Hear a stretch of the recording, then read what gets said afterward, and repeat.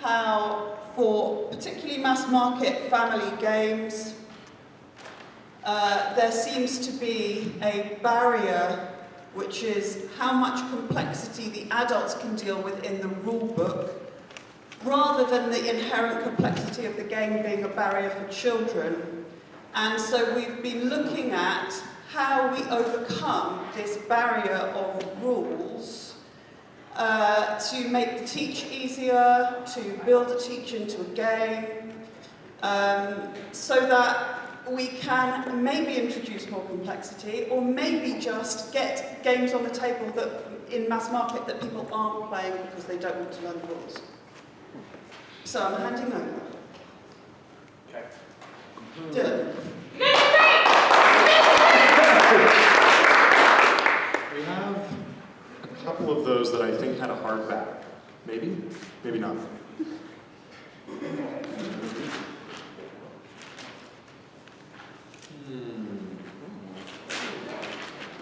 All right, that's fine. We'll go without the visual aid for right now. So, we first started to think about what the real obstacles were to people learning games. And learning games might even be the wrong term here. It's more about willingness to want to engage in the learning process. So what are those obstacles to which people just say, I don't want to give it a shot, this isn't for me, I don't belong here, or this isn't going to be fun at all, right? What are those main things? And there's so many ways we could conceive of intimidation and people not identifying with belonging in board games as a space, but perfect timing. We really distilled it down to 3 key barriers that we believe pretty much all the kinds of barriers that people face to wanting to be a part of tabletop gaming can typically fall into one of these 3. Okay, sweet. So those are emotional barriers, barriers involving game skill, and barriers involving general skills, skills that are not game specific. So an example of those emotional barriers might be things like interest, a lack of interest, and it could be things like anxiety or really negative experiences with games in the past that make someone just have an emotional reaction to the game and think like, I'm not going to enjoy this. Comparatively, we have barriers in game skill, game-specific skills. So these are skills that someone might bring into the gaming experience, and if you don't have those kinds of game-specific skills, like if you're not familiar with what a deck-building game is, then the game might be a lot more difficult to play.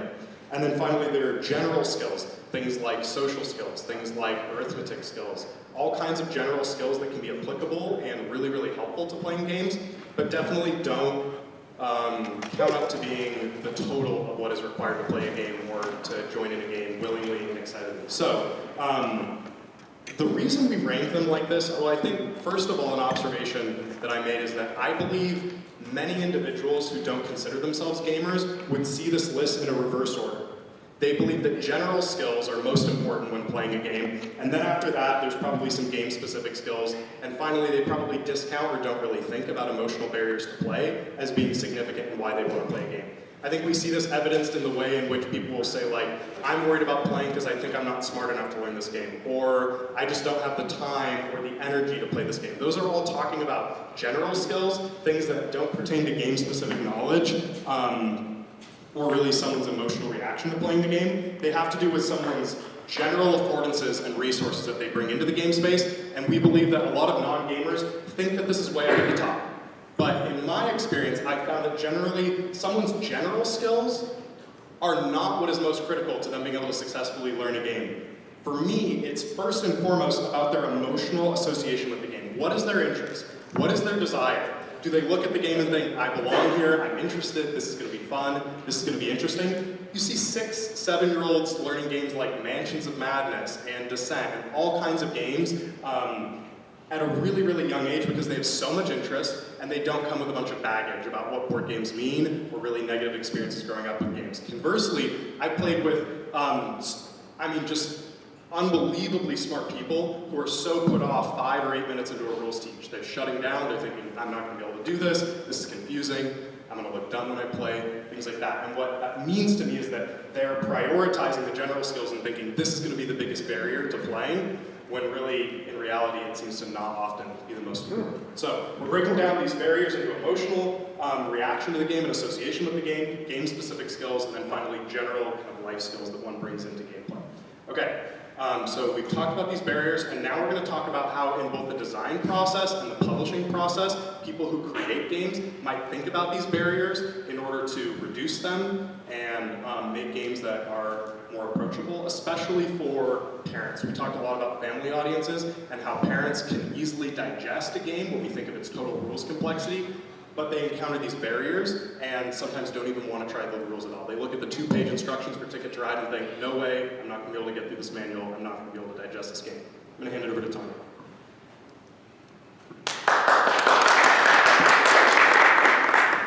I'm not referring to this anymore, so if you want to keep looking at that, that's fine. So I was thinking about not me personally, our group, how do we make game rules simple, but also, dare we say, fun? And thinking about how we might gamify that and make it something that is interactive and interesting and something that adults and children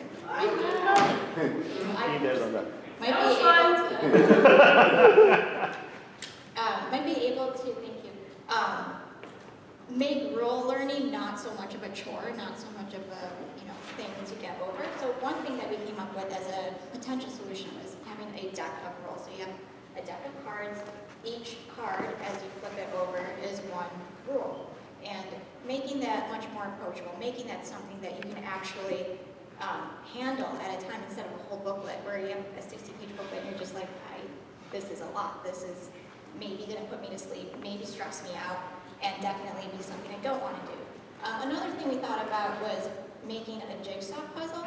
And this was actually Dylan's idea, and we think it's a great idea in terms of being like a playboard where you have sort of one element of a puzzle, and each element builds on each other, so they're interlocking. And that way you really don't mess up in learning the rules, but you also are able to have this sort of gamification of rule learning that allows you to sort of kind of understand the rules in a different way without having to read at least all the rules in a rule book, and that way you're only dealing with rules one step at a time. Again, making it approachable, making it something that you can tackle. The interactivity of it was something that we really liked about that idea, and also the fact that it limits player agency. So you're always sort of trying to think, how can I make it so that you don't have all the rules at once? How can I make it so that I have one rule? If I get it, I move on to the next rule. Then I get it, and I move on to the next rule. And that way, you don't feel overwhelmed. Ultimately, we're thinking about not overwhelming, not frustrating people during the rules process, and not making that be the obstacle to learning the rules of a game. So a lot of what I've just talked about has words in it, and people might not either want to read words or not have the capability to read those words. Perhaps it's a language issue, perhaps you just can't read, for example, if you're a child. So obviously, as gamers, we all know about iconography and we know about pictures. But one thing that we were thinking about was creating sort of illustrations and patterns in games that show, hey, this is the way to make a right move in a game versus perhaps a wrong move in a game visually, without having little like, here's an example of Sandy doing this, maybe actually visually show that, so that anyone who is playing the game without language capabilities is able to understand that. Ultimately, we want these rules to be inclusive. We want these rules to be accessible to anyone and to be accessible to people of different ages, different abilities, different just capabilities and learning styles, because as we know, some people like to read, some people like to listen to podcasts, some people like to actually build things with their hands. So I think that what we were thinking about, this ties a little into publishing, was thinking about how we can incorporate different aspects of learning into rules. You often get a game box, you have a rule book. But how can we make it so that the person who wants to read the rule book can read the rule book, and the person who doesn't want to maybe wants to learn it through an audio-visual, through some other tactile method, can. So making those methods available to people who want to be able to access them and therefore get the rules in the way that makes sense to them is something that we're thinking could be something publishers and designers can work on together. And we see that that could be a problem. We want to at least acknowledge that, and that's giving people a lot of choice. And sometimes you don't want that choice. I just talked about limiting player agency. You don't want that many possibilities to be like, oh God, where do I start? So being able to know that presenting that information in an accessible way definitely is something that you need to think about, but we also want to make sure that people aren't turned off by these options and thinking, oh, I have to be a gamer to understand that.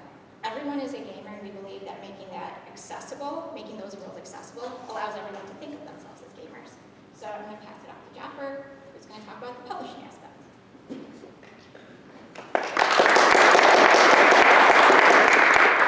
So when we talked about the ways in which the designers and the publishers can collaborate in order to create a space where people feel like they can overcome those emotional barriers, those stopping points where they feel like, I can't do this, I'm not a part of this, I don't relate to this, right? Like a lot of what we talked about was representation and relatability to lead to a sort of destigmatization of like who a gamer is and could that gamer be me, right? And the idea that the more you can see yourself and someone like you in a game, the more you can see yourself actually being a part of that game, playing that game, right? And so when we talked about like the aspects in which like the publishers, like the things that the designers are in control of, the things that the designers are working on are like the rules and the components, the things that actually go into the game. But when we start to get into, we cross over into the areas in which the publishers start to take control, and we talk about like the packaging, how do we present a game, right? We talked about how like the first thing that someone's going to see in the store, they're going to see the front of the box, right? And the front of the box has to be interesting enough for them to pick up the box and turn it around and look at the back of the box, right? And then on the back of the box, we're talking about, the idea that we can kind of give the game in a nutshell on the back of the box, like, these are the components, this is what you're going to see in the game. This is the one paragraph statement of who you are, what you're trying to accomplish, and what you're going to do to get there, right? And we think that like that is totally possible, right? And that the question of like complexity is not like, it's not insignificant, but it is more a question of like, can we make it so that complexity can be broken down into accessible and relatable steps, right? And then we get over to the part about marketing, where we talk about like how can we get people engaged in this, right? Like how can we say like make people believe that they can play this game, right? And we talk about like creating spaces for for different learning styles, like live learning, right? Like if people learn more easily through actually putting their hands on the game and playing the game, right? Like we as publishers, we create the live learning spaces. We as publishers connect our games to the influencers, right? To the right people who can, who the players can hopefully see themselves in, right? We talk about like people, Vin Diesel, right, has done more for Dungeons & Dragons over the last 10 years than almost anybody, just by being an extremely cool dude who also plays Dungeons & Dragons, right? Like, that's just a thing that is, right? But it's also a question of, like, transparency, and, like, being in a place where we can put, our design process and who we are as publishers and designers in front of the players to say, like, well, if the designers are like me, right, then the player could be me as well. So, sorry, I'm not a very good public speaker, but like, so, but as we like to think that that the design of a game, right, like is, has to be a collaborative process between the designers and the publishers. The way that we put the games in front of people to say, like, this is a game that you want to play. And to address the questions of, right, whether or not, like, people can see themselves in a game, people can feel comfortable in that space. And we have one more person that wanted to, say something about like being able to see yourself in a game, about being able to relate to be a gamer in this space. So I'll hand it over to Richard.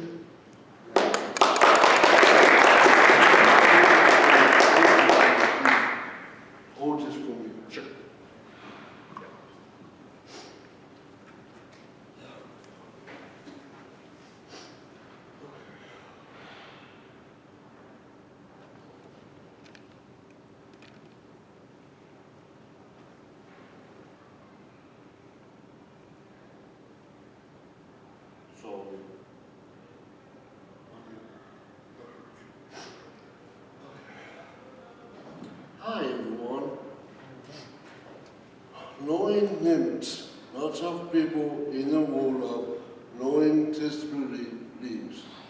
Lots of people in the world, like people with disbeliefs, don't know how to do things, like play pool games and make pool games. Don't count them out on anything, okay? For me, thank you. Number 2, the last point, okay? Just a long one. Lack of opportunity. People have disbeliefs, and I have a big disbelief. People like me don't have opportunities to play games because people are rude, awful, mean. They look down on us all the time. I can't play lots of games because I can't teach the rules to the games I want to play as new games. I never played before on other games. I had played before 2 other people wanted to play the games because it's too complex, like Miriam and Harvey games for me to do it. They don't know how to take games because they never played before.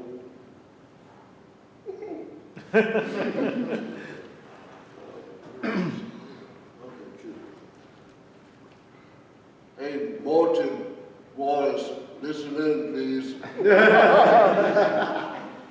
I love train games. I can treat Train by Wallace. On my harvest game, I often teach one of my favorite games was Way of the World by Martin Wallace and Clint Drovel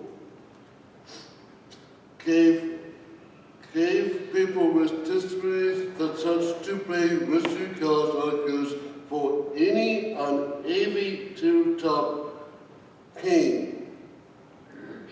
I'm done.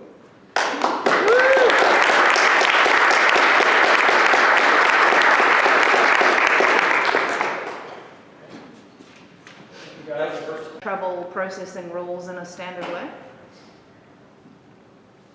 Yeah, we definitely talked about that a lot, and we ultimately feel like thinking about the hierarchy of emotional barriers being most significant and most prevalent, and then game skills being the second most prevalent and important for someone being able to willingly and excitedly learn a game. And then finally thinking of general skills is typically where individuals with neurodivergence, people will assume that they won't be able to play games, not give them the opportunity, and often not include them in their play testing groups and development process because they assume that they won't be part of the target audience. Right? So we talked a little bit about that. Does anyone else want to add on to thinking about neurodivergence in our inclusion? Right. Thank you. Just a comment, really. It struck me as you were speaking, a lot of this really just seems to make this a first-class, design consideration would be the largest contributor to success in this area, right? And the principles you outlined are great, but I mean, if most designers are even thinking about learnability as a consideration, design consideration or publishers, then yeah, it's not going to get better. Yeah, and one other thing that I think we touched on, but we believe that streamlining and overall reducing rules complexity is important, but has perhaps been overstated and dominated too much of the conversation about approachability and accessibility in games. And there are all these other factors that can be a bigger impact than the overall quantity of rules that someone has to make. Thank you, guys. All right, so if you divide 1 by 6, what do you get? 1/6. 1/6. 1/6. As a decimal, what do you get? It's 1.66666. Yeah, 16% basically, 16.66667. And so the reason why this matters is dice, stones that resemble modern dice, have been found in Egyptian pyramids going back about 2,000 years. No, 2,000 years BCE, which means about 4,000 years now. And the thing that's kind of interesting about this is why D6s really appeal to us. We use them a lot, right? You grew up with Monopoly and then your life went on from there, right? And the thing that's kind of interesting is when it comes to thinking about chance and aesthetics in games, we're looking at how does chance power a game? How does chance manifest in games? And one of the things that's really important here is when you're thinking about 1 out of 6, and that 16-ish%, is it kind of actually forms the boundary beyond what people are willing to accept. Because if you take, chop off those little bits on the end here, what we have in the middle here, and we're looking at what people respond to, is when something kind of falls outside of those boundaries, that 16% over here, that 16% over here, when it falls outside of those boundaries, people become really resistant to misapplications of chance in games. Yes. So, we were talking about 2 different things. We realized we could put them together. And the first is the difficulty of the event.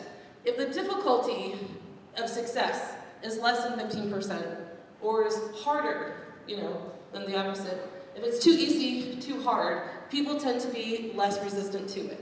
So when you're thinking about chance in games, it just kind of falls into this happy world we're willing to live in, There's also the complexity of the task, and that can be from what they're trying to do in the game, the rules.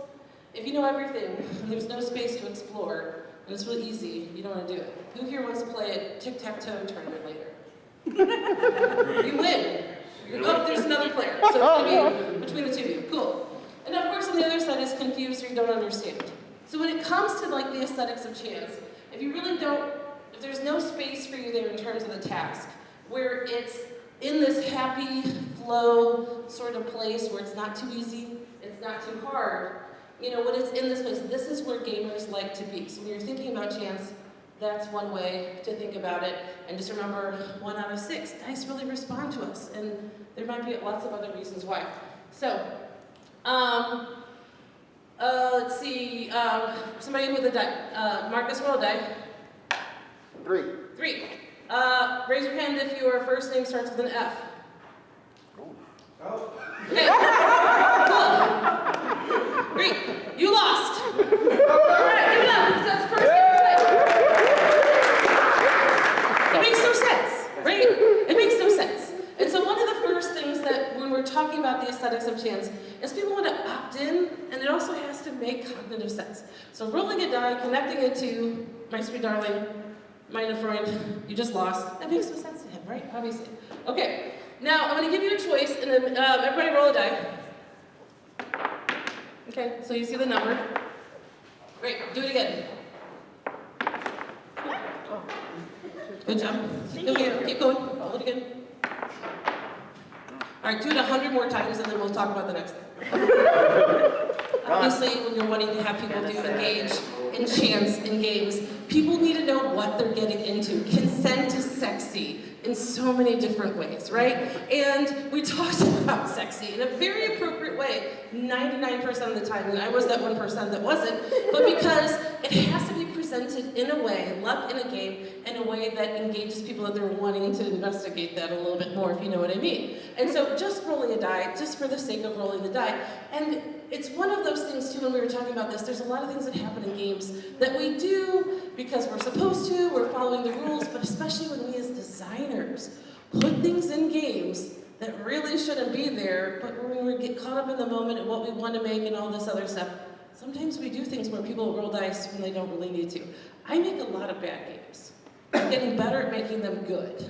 But I make a lot of bad games, so everything we're talking about, I am right there on it. All right, so when we're talking about games, let's say that there's an advantage that you would want to have in a game. And your choices are, you can either have a neutral ability for free, or you can flip a coin, 50-50, that you can either have a positive advantage or a negative advantage. Who here would go for the neutral ability? Who here would roll the die for the positive or the negative? Okay. So, when we're talking about chance and what people are willing to do, you can play with that 50% number, and as you massage it and you mush it around, maybe people are wanting to make some different decisions. Is there anything y'all would add before I'm just still doing my thing?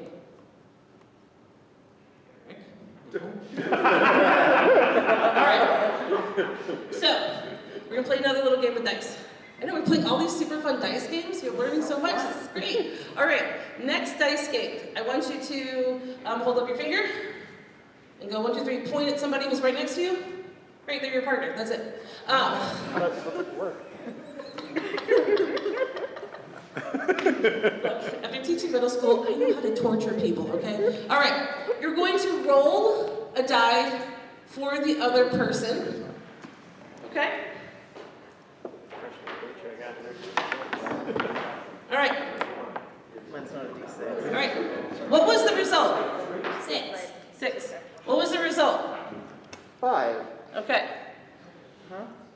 All right.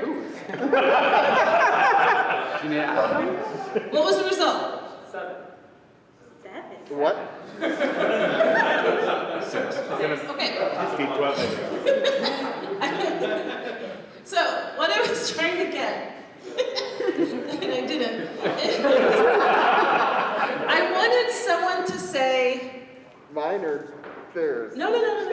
I wanted to see if anybody was going to say, I got a, Uh-huh.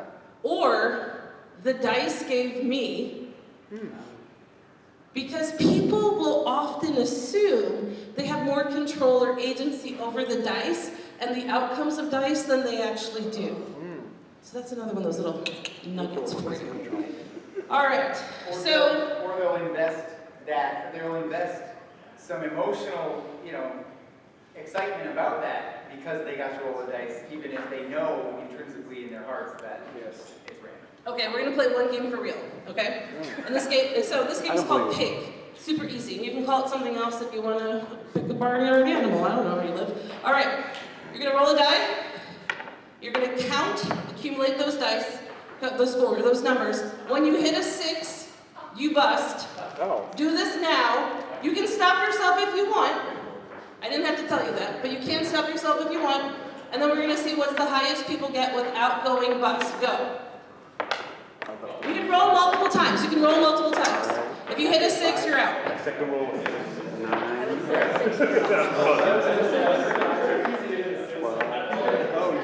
I got it. My second roll was a 6. First roll was a 6. Then you chose wrongly. Did it. So remember we said about consent is sexy? I never told you that, so hey. All right, are we done? All right, who here went bust on the first roll? Wah, wah. What was the highest number? Yell out a number that you think is high. 27. 27. Wow. 27? 5. I got 19. 27, 19. But the 27 felt awesome, especially since you won, right? What'd you get? 5. You know what? That's exactly how a 5-year-old tells you to, so you should be proud of that. Okay, we're gonna play this again, but now we're gonna play for 100 rolls. So if you go bust, you just start over again. Go. What? We're playing for 100 rolls. Count them up. I bust again. So what are you doing this weekend? I'm just hanging out.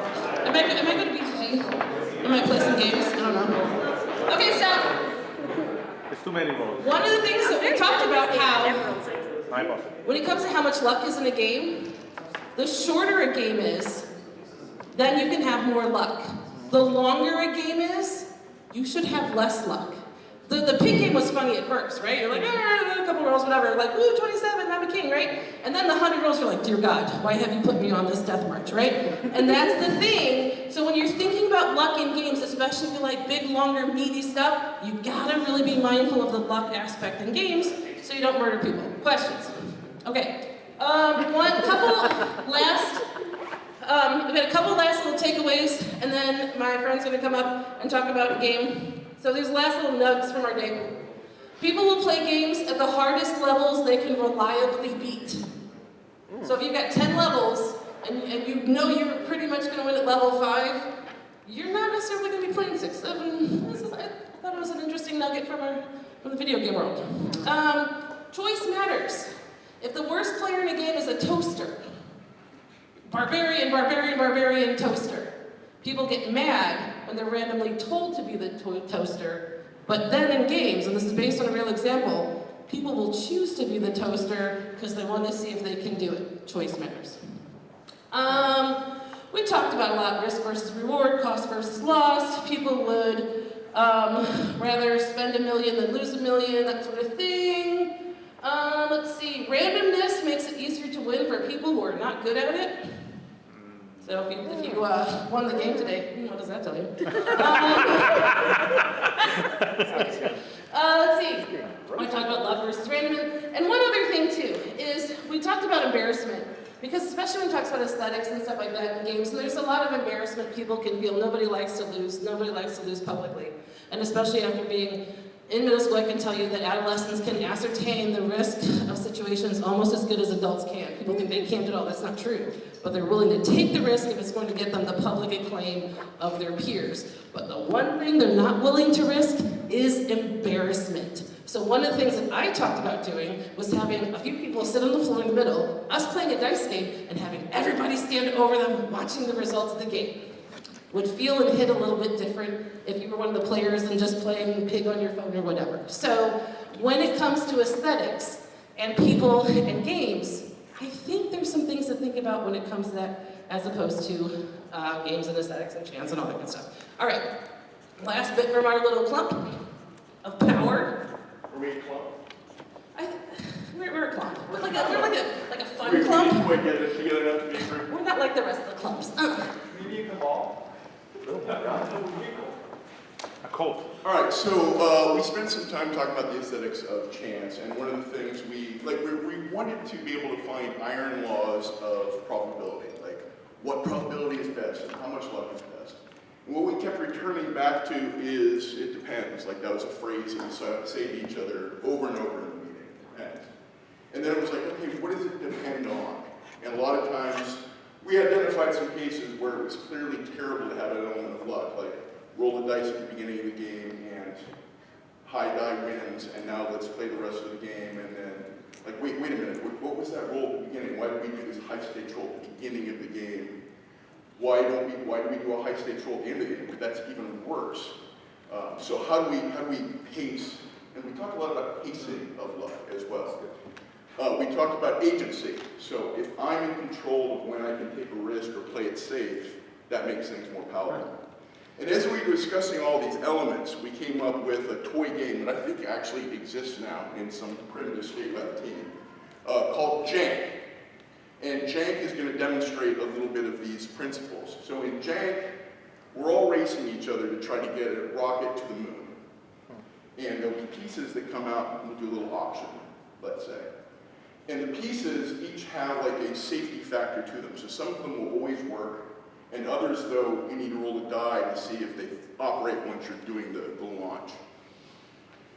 You do the launch, at any point you can say, I think I'm good here, I'm going to launch it. Maybe even with missing pieces. And missing pieces, you'd have to roll another die that makes it very likely it fails, but it could still succeed. So here's some interesting observations about that toy game. This game where you got multiple people and we're all first one to the moon first, the absolute safe player is making a choice, but it's probably in a position where they won't win because they're against a large number of other crazy opponents, and one of them is going to succeed. So does that make them reconsider their relationship to the risk they're willing to absorb? Maybe I still play it kind of safe, but not as safe as I had before because time is an issue, and I'm competing against others. Another thing is that because I'm able to choose which pieces I take in here, to some extent I'm taking ownership of whether or not that fails at the end. I may be disappointed in it, I might think the game, oh darn luck in this game, but to a lesser extent maybe because I'm the one who chose to put that piece in the rocket ship. The other thing is framing. If we call this game Jank, janky rocket ships, it might be, and depending upon how we present it, so the framing within the universe and the story we're telling, it might actually kind of be fun to see my rocket ship not quite make it. And one of the things we pointed out was, probably in this framing, the worst thing you could do for this game is roll the dice at once. and then look to see if you succeed. It's probably a lot more fun for the story to roll these pieces one at a time and have stages. And there's a story of, oh no, oh it's succeeding, oh I can't believe this pile of garbage is almost getting there. And everybody's watching this thing unfold. So we kind of invented this game as a way to examine some of these different, and to feel ourselves as players, how do we feel about this? It was interesting. So then we talked about a different toy game to look at other aspects. And that toy game we called, I don't know, at the end it was like... Super Fun Tokyo Building Permit. Super Fun Tokyo Building Permit game.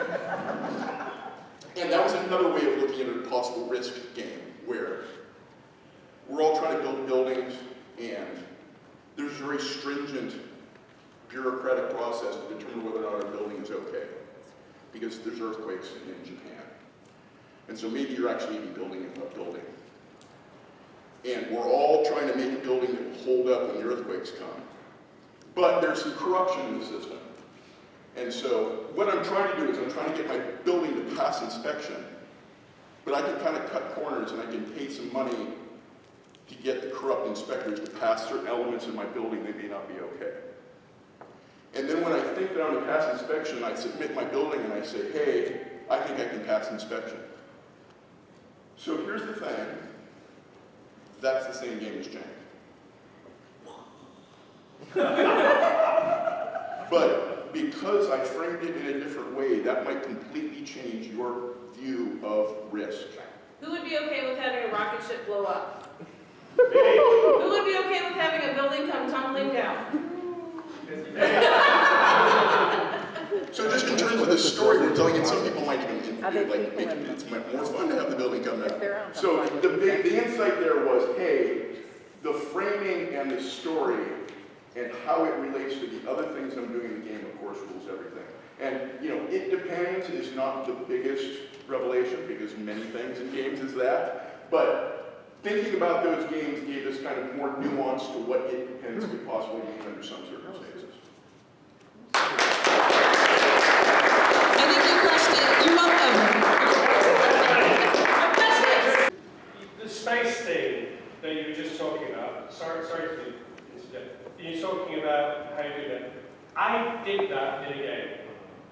What I did is Rocket Man, it was a case of build your rocket. I didn't use dice, I used cards. And I gave people the option to a ball. You can flip a card. You've got to get to a certain number, you flip a card one at a time. And if you get a low number, you have the option to a ball. So you can bail, or you can continue. Yeah. And then you put the next card, oh, you want to continue, you want to ball. And then you continue, and if you fail to get there, fine, you blow up. But you had the option to a ball. And you also had the option to put a shit ton of your ship on to make sure you could deal with the issues you had.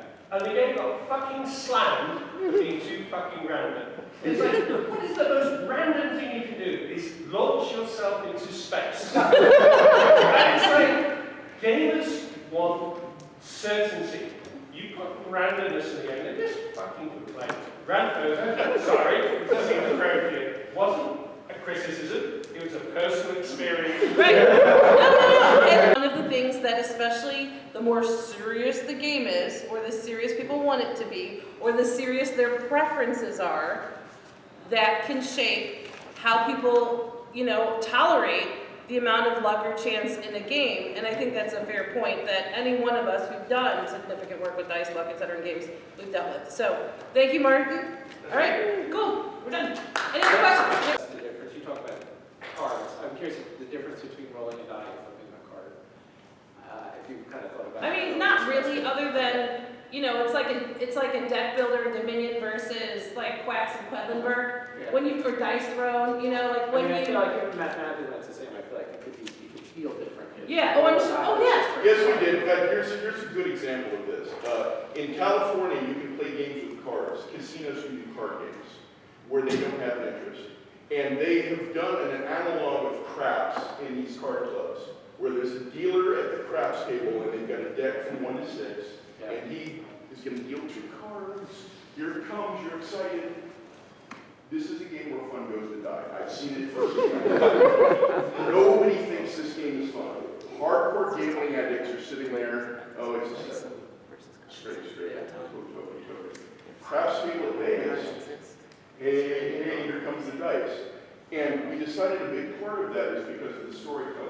Like, this is, here's my hero, and I am letting loose that arrow at the little, spot on the dragon, and is the hero going to succeed at that? And here goes the arrow, and it's launching. Like, in our heads, there's this anticipation and resolution, and there's time to think about it and insert a narrative. Right, because on a card, predetermined two-card bullshit this guy's trying to make right, on a card you know the number that's on the, there's a number printed on the bottom. With a die, it could be anything. That's exciting. Now mechanically, we know that's the same.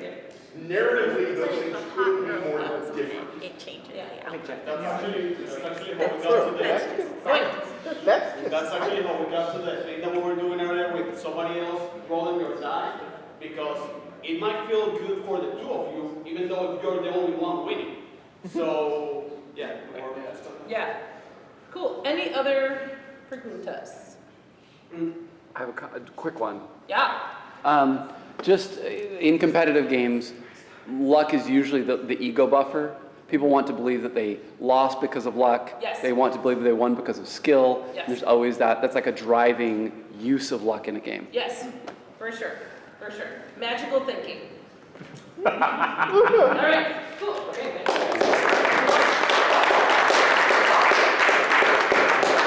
We are spectators! Tonight we have a game for you so challenging, so thrilling, it may terrify some of you, but there's only one way to get to the bottom of which of your 4 topics is the best! Jeff and Tim will lie to you. They'll say everyone did a good job, but we know that's not true. One of the teams is the best one. There's only one way to determine it. A hardcore, to-the-death game of Simon Says. So we're going to need a brave volunteer from every topic to come up here to the front. I thought you had. Go on, I can tell you I'm not dying to go. You want to?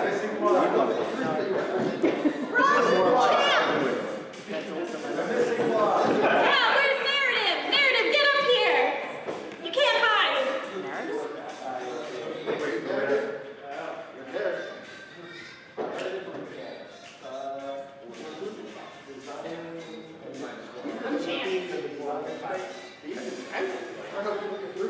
Everybody else who has not volunteered, don't think you're safe. You will have to be the cheering section to encourage your brave volunteers. Make sure your team wins. Go Kelly! Should we spread up here? Yeah, sure, go for it. Now, don't come all the way over here. Our judge, Ken, will be watching you to make sure you do everything according to instructions. He's done. You're fired. Replayability? Is that the 6th group? The fabled 6th group? We were told there were only 5. What color? Yeah, 6 groups. There were 6 groups.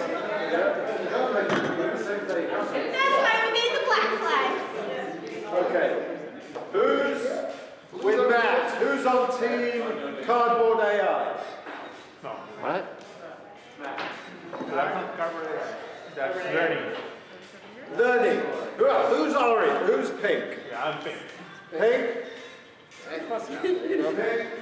That's your flag. Any other pink? Yellow's the best. Or yellow. See your players. Figure out your color. Is there any other pink? That's your flag. In the red corner, Pink is over there. Pink. You're pink. creator of Pandemic and probably other games that I don't know off my head. Representing Cardboard as AI, it's Matt Leacock! In the blue corner,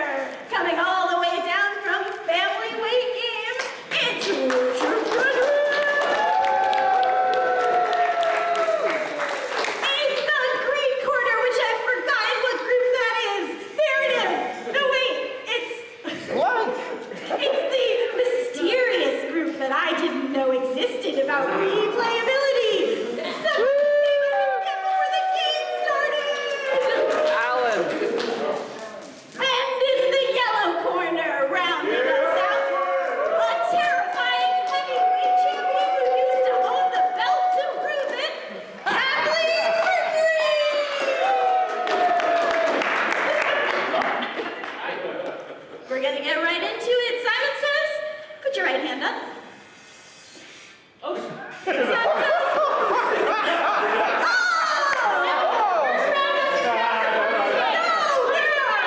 are no do-overs. The game of the deck.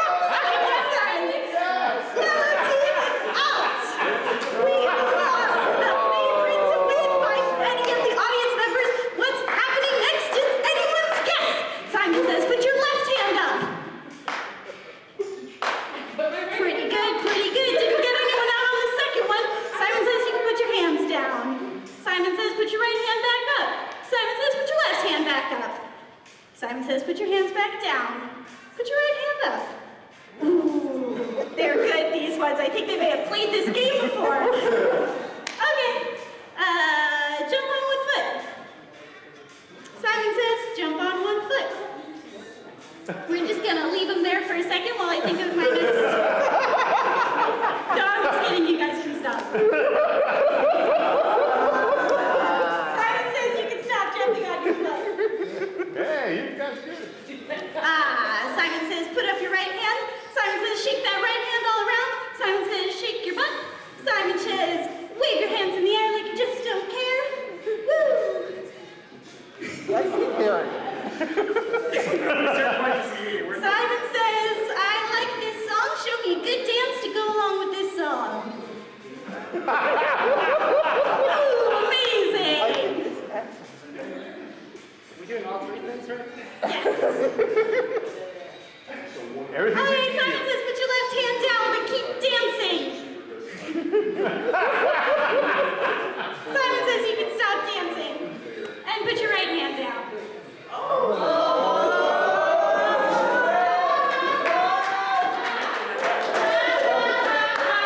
We have lost the green team. That means we're going into the lightning round. Simon says you can stop doing what you're doing. Simon says put your right hand up. Simon says put your left hand up. Simon says put both your hands down. Simon says put your right hand up. Simon says put your left foot up. Put your left foot down.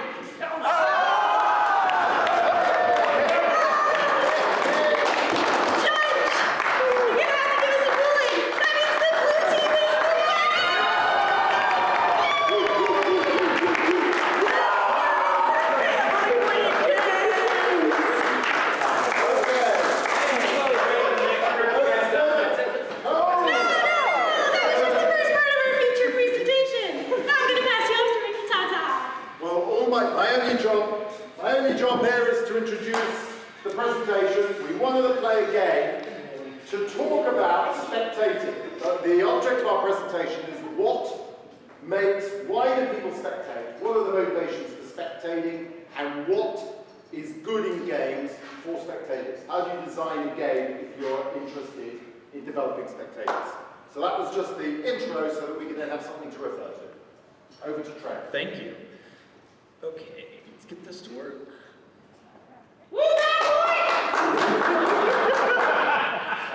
All right, so the kind of essential question of that I'm going to cover here is why spectate?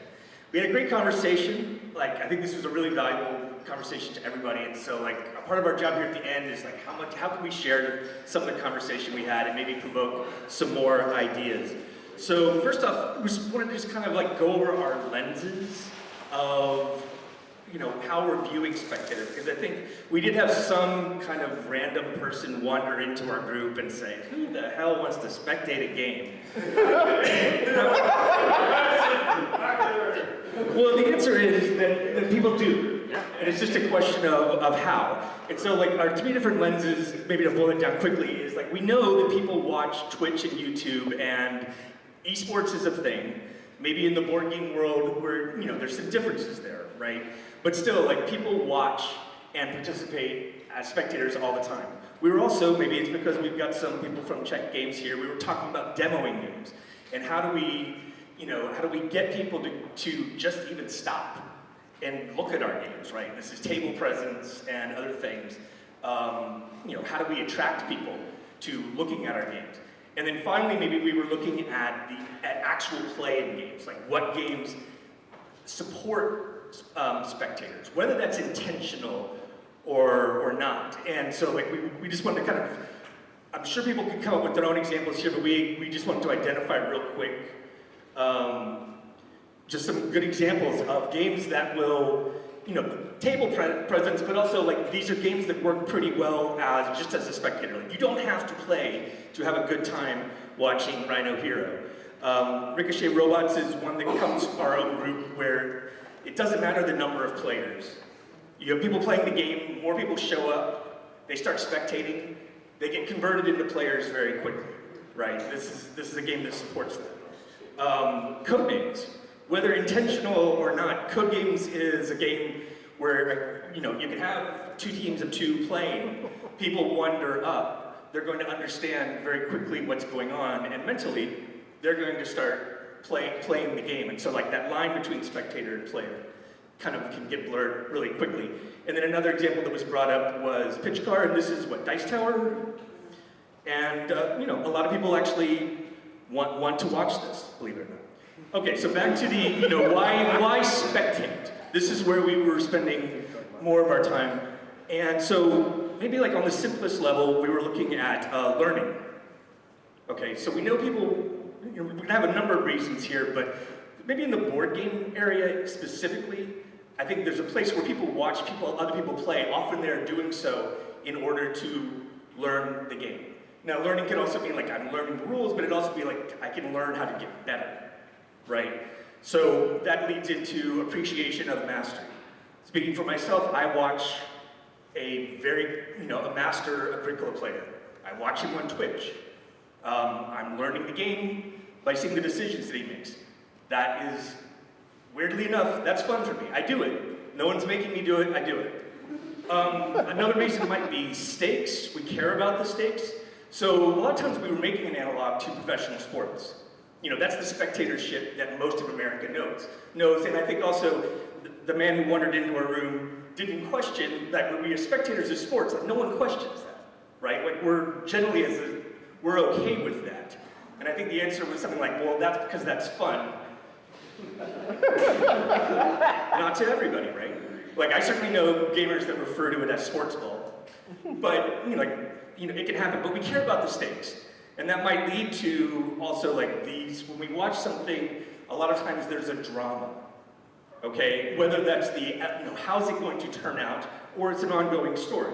One of our references here was Critical Role, right? Big effect on our industry, Critical Role, but some of that is the continuation of a narrative over time and the drama of that. Okay, then we were starting to talk about that barrier between spectator and player, where we're starting to talk about participation. And maybe we wanted to make a distinction here between participation where you might actually be affecting the game. And again, so think about yourself at a stadium. You're watching a football game. The other team is driving, and you're being as loud as possible so that they cannot audible at the line. Like, it's a little. If you're in the stands at a football game, you're obviously, you're not having the same effect that the quarterback is. But fans believe, and they're rightly so, because there is such a thing as home field advantage, that you as a spectator can affect the conditions of the game, because you can. That might be different than what we're calling participation by proxy. So this is the Jeopardy thing. It's also the Codenames thing. But we're spectating a game, and mentally we are in the same place as the players. In fact, we might even have the same information as the players. And like Jeopardy's great for that moment where they ask the question and there's the gap where we as spectators can answer it, right? If you didn't have that gap where you can say, what is this symbol? You're probably not as engaged as you are if you didn't have that gap. We also were, again, maybe the lens was Critical Role, vicarious role play, where we're connecting with the characters. And then finally, especially in the realm of like Twitch and YouTube, being a spectator is also about community, both like creating community and engaging with community. Maybe, again, on a personal level here, when I go and watch Lumen stream Agricola, like I know those people in the chat. I'm conversing with people in the chat. We're making comments, Lumen's responding to them. I know those people. And community is obviously like a really important thing. That's one of the reasons you spectate, is to be part of a community. And then finally, maybe we had something about sharing our understanding. And that might be different than learning. Excuse me. often we're learning from the people presenting the content, but there's a time also when like the audience members can share with each other. If you're watching football with someone else and they don't understand what holding is, you can try to share your understanding with them to better comprehend what happened. No one can really explain why they call holding sometimes. Okay, so looking back at what happened at the beginning here, you know, how many of those things did we engage with in our game? Were there stakes? A little bit. There was drama, uncertain outcomes. Who saw that coming? Were you thinking, can you do it yourself as it happens? And then, obviously, we're stronger as a community for having gone through that. Okay, fine. I'd now like to hand it over, and we're going to talk about like what actually makes games good for spectating. All right, so one of the things that we were talking about is if the gameplay is understandable. So for example, in Simon Says, most of you probably knew the rules, but even if you didn't, it would be quite simple for you to learn on the go. We did not have to explain how the game worked. So the actions that players took and the kind of game mastery was quite understandable, hopefully, from our presentation. Then the clarity of the game state. So you knew who were the players, you knew who was the judge, you knew who was kind of game mastering, and you knew which players were eliminated and who were no longer playing. Then the reduction of game state, it's one of the things that could make the game easier to understand as it progresses because your choice, for example here, were reduced. There were less players and less options, for example, that you could take. Table presence is also important. For example, at a convention, an ability of a game to catch your attention as you're walking by, or, for example, in our case, the kind of spectacle, the show that we put around that game. And connected to that is also visibility. If you have a game that is quite small, on a small table, it's hard for people to stop by and spectate. This is where quite often the giant versions of games exist to kind of make it easier for players to spectate, or you can use like things like camera and a big screen, which can show what you're doing on a small table to a larger audience of people. Then emotional accessibility. What we meant by that is that you kind of know what the reaction of players mean. For example, if somebody just yells, "Oh no," you know that probably something bad happened. And then interactivity. It would probably be harder for people to be engaged and watch a solitaire game. And if players are interactive, either among each other or with their audience, it makes it a lot easier for players to just stop and watch. And then, of course, in our case, also that the fact that this was live, it was happening here, you couldn't pause it, you couldn't rewind it. That probably also makes for a good game that's spectatable. And I think, oh yeah.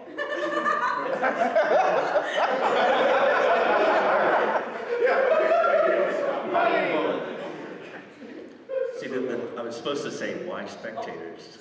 And then no money. This is, yeah, we're making a laugh here. But we did talk about this a little bit of just, especially in the current media age, like spectators do, a lot of this does boil down to money. You know, if you have a lot of views, you're making money. If you get a lot of people to come to your demos, you're going to make money. Not to be crass, but like if there's a bias against spectatorship, that's probably bad business, right? Now, is there more than money? Of course there is. Yes. Oh, and then we were thinking like that kind of idea is like if you're not paying for the product, you are the product. A lot of times, and spectators are the product in not what we're doing in board games exactly, but. That's how people are making money, is just getting spectators. Like, that's where we are in 2023. Okay, so here's some other reasons real quick. We talked about it a little bit, but like, why do we want spectators? Well, we're building community around our games. We can also enhance the experience for the players. The game is better for the football player on the field when the crowd is into it, right? They're going to be more successful and they're going to enjoy it more. And then finally, we were like looking at there's times when the spectators can be a resource in a way that doesn't necessarily break the game, but we can kind of have the wisdom of the crowd where we can bring a lot of things together, especially in a cooperative environment where spectators, you know, are again starting to verge on players, but they're a resource that we can tap into. Okay, I think that's it. Thank you very much.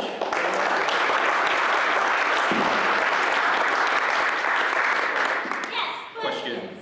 Yeah. So one of the things that occurred to me, especially given the presentation, the setup you did for that initial presentation is, and thinking about sports and Twitch and things like that, is how important like tribal affiliation is to whether or not you're going to draw spectators, right? Like a high school football game will draw more spectators than a professional handball game because that's my high school from this area and nobody cares about this. The Olympics are themed by country because that gets more spectators, right? So then even in a completely different arena, like on Twitch, the community for somebody like, you know, XQD when he's going and playing chess, they're rooting and are watching chess because tribal affiliation with him. So that whole big long-winded intro, is there any way to leverage that power in board games? Is there any equivalent to that that you might be able to tap into where people are watching something because A, that's my thing, that's my people, that's my whatever. Over to you. Yeah, you're gonna have to walk because it's a corded mic, unfortunately. There's another one in the middle of the table. I just Is this one working? Just turn it on. Hello, hello. Ah, here you go. Over to Ken. Okay. So I think the answer is yes, straight up. Part of what we tried to do with our demo was to have you tied to your team. So we implied right away that you were part of the tribe. Board games by design may have that challenge because you don't necessarily, as a random spectator walking up, having knowledge of who the player is. But I think that changes when you start putting in tournaments, you start looking at some of the other options, like you know who it is, and you're selecting team members. We talked briefly about the boundary between spectators and not. We used Medieval times? Medieval times, where you go and then you don't know who the knights are. It's a jousting dinner show. And so you get there and you're assigned to a seat and you're part of a section and they say, congratulations, you're part of the Blue Knights rooting. You have to root for them. So they line you up, they set you up. So in that regard, we did do it. We grouped most of it underneath the category of community building and treated it. This wasn't in the presentation because we really got to it very late in our discussion, but we briefly talked about the idea of characters within the game. So if a game is giving players, you know, individual player powers, especially if it's an IP or something, that can create an immediate sort of association with what player you want to root for, even in a game where you have no further context. So that's also kind of a way a game can inbuild it, because otherwise it's a little bit dependent on whoever is sort of presenting the game either online or in an in-person tournament. Yes? Okay, because I have a comment on, I'm not seeing the go, but I'm doing to see it for you. Sure, yeah, so Frederick and I were just talking about how it seems like there's a generational quality to passing on the spirit of being a spectator, especially when you're thinking of tribes, maybe even a little more so than with sports. Like it seems like people are more likely to pass on their spectator love of the sport than they are to try to force their kids to play the same sport they love rooting. Do you all agree with that? Is there a reason that spectatorship is so generational? I mean, I'm sure. We didn't discuss that at all. But I mean, I feel like the prototypical version of that is sports more than anything else, and a lot of that comes from like hometown affiliation, home state affiliation, and that's the kind of thing that's incredibly easy to pass along through a family because it's something you're born, you know, into. Yeah, you don't have to be good at football. Your dad didn't have to be good at football, but if he's like, this is cowboy country, you just are raised in that. And especially, I think with a more sort of mobile culture that we're in now. People are moving away from their hometowns more than they ever have in the past. And I'm sure that kind of association with something that represents where you come from, if it's important to you and your family, is a nice thing to bring with you. Board game spectating is far too nascent to have the traditions to really establish that, probably. Your kids will watch What's that? Your kids will watch it. Okay. Well, a quick example is, I don't know if you guys have seen these videos of marbles racing. Oh yeah, those are amazing. But how do you choose what marble? Your favorite color? My favorite color is yellow. Whichever one's in front. Right? But the fact you always choose one. You do. You always choose one. By a quarter of the way through, you've chosen your marble, right? No, that happens. Okay, I just want to answer just like one more thought of what you were asking there, because I think you're making an excellent point. And maybe I'm going to be a little bit crass here, but when you're talking about that generational identification with the team already, again, we're talking about money, or you're talking about brand, like that has a tremendous amount of value that you want to pass on. But I think our lens a lot of times, especially Ricky and I, we're looking at like starting from zero. Like how do you go from zero, and how do you, and like at one point we were talking about possibly titling this, spectators from participant to player. Of how do you push people into greater engagement, where they can kind of opt into or even calibrate their level of participation, and how do you create space for that calibration? Because some people do just want to watch. Some people think they want to watch, and then they find themselves playing. And like, how do you support those various levels was an area that we were starting to explore, just for very practical reasons for our own work. This topic triggered a memory for me. There's a textbook called Characteristics of Games by Richard Garfield et al. And it has a chapter in there about this topic, expectation. It mentioned, you actually covered a lot of the things. I was able to review that briefly.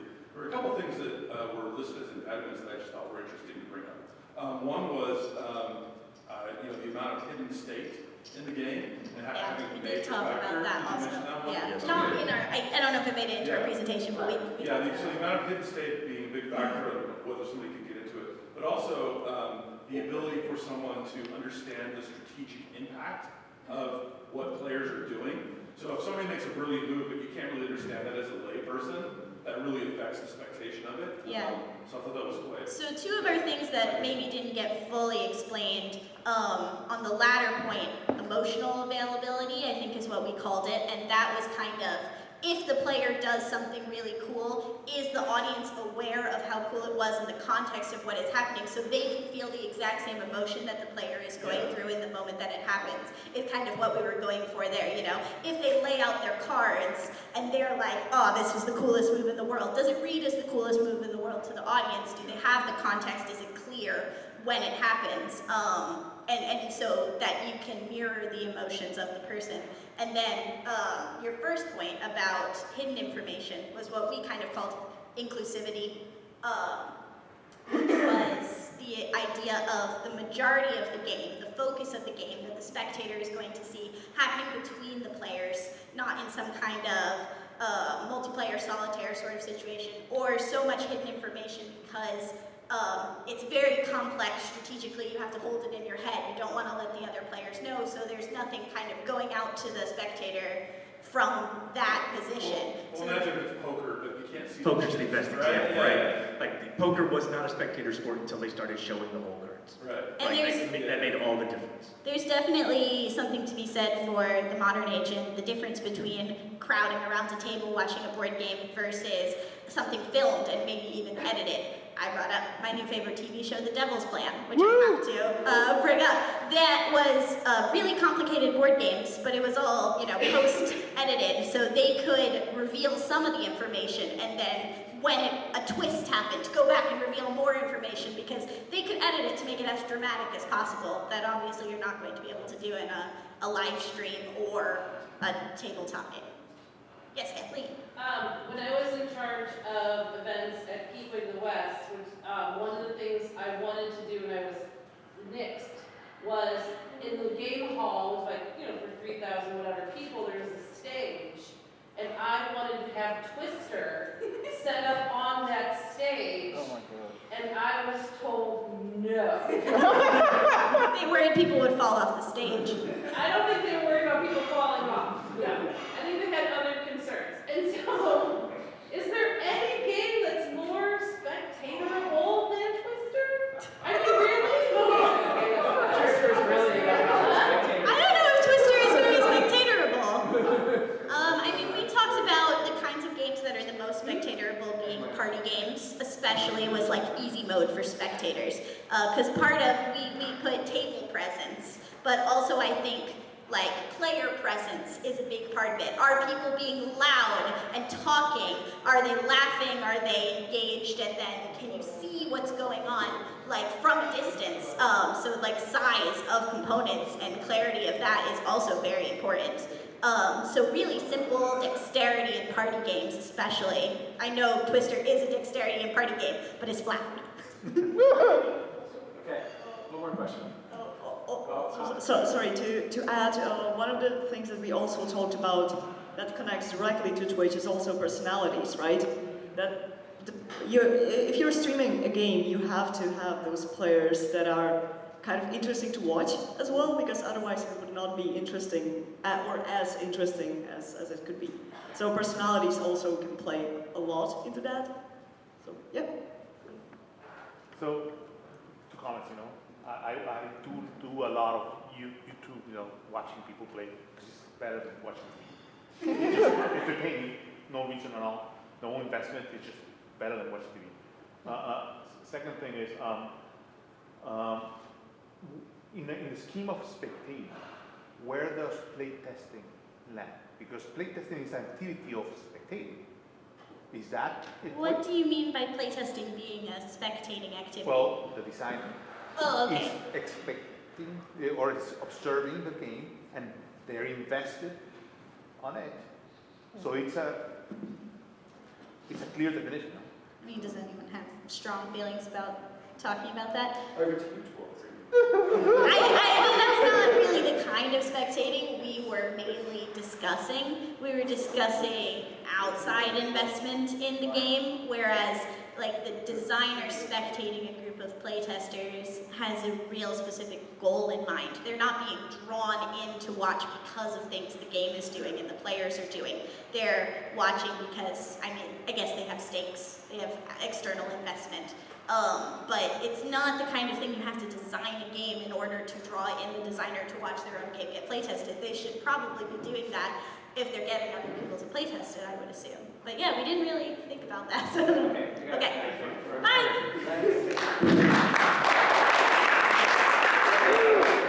I forgot my badge now.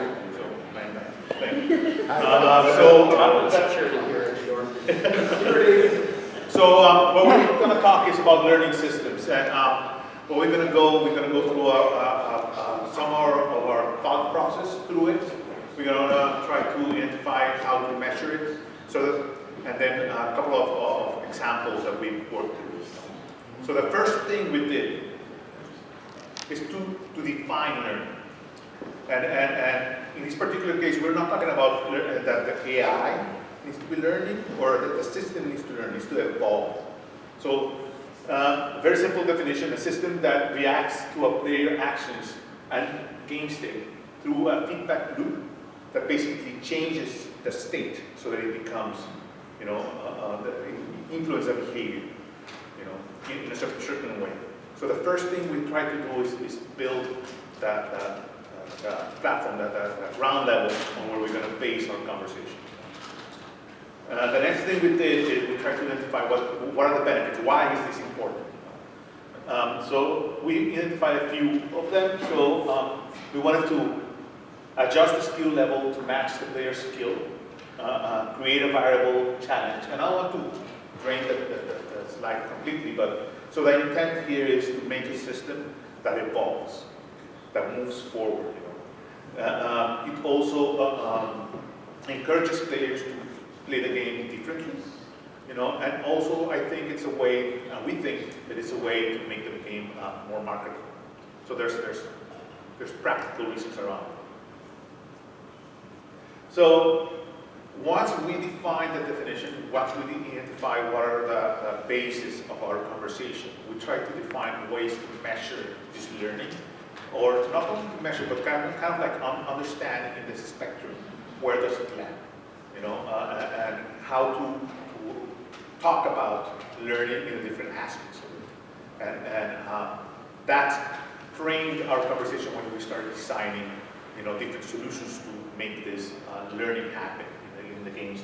So the first one is there's learnings that are predictable, so that the player understands where the learning is going to go, so therefore you can adapt yourself against that learning. And there's a lot of examples around how this works, you know, like games like Imperium Classics and stuff like that. Then we have oppositional and cooperative. So there's a learning process on also in cooperative games. So we want to be able to understand, see if a cooperative game or an opposition, when you have players against players, how will that evolve? You know, in cooperative, you can make the system or the game evolve and make it harder in case of the users being very successful, and vice versa if they're not. You know? We have short iteration and long iteration. So in this particular case is, do you want to be able to have that learning happening within the game?